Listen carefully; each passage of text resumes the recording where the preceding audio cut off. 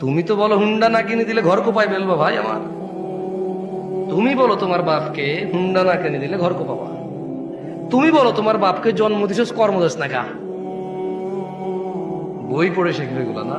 পাগল ছেলে, ওর ক্ষমতা কত জানো? এই যে বুড়া লোকটা যারে তুমি বলো যে আপনি কিচ্ছু বুঝেন না, শুধু শুধু কথা বাড়ায় না এই জায়গায়, ওর ক্ষমতা জানো? এই যে তুমি যে জান্নাত মানে যেখানে না গেলে আগুনে জ্বলবা, হ্যাঁ, এই জান্নাতের যে দরজা দিয়ে ঢুকবা না, এই বুড়া লোকটা এটা চৌখাট। চৌখাট এটা কি? চৌখাট। এটা নাই মানে দরজাই নাই, এটা নাই মানে কি? দরজাই নেই। বোঝো ওর ক্ষমতা, ওর ক্ষমতা বোঝো। নেতার সাথে লাগবা,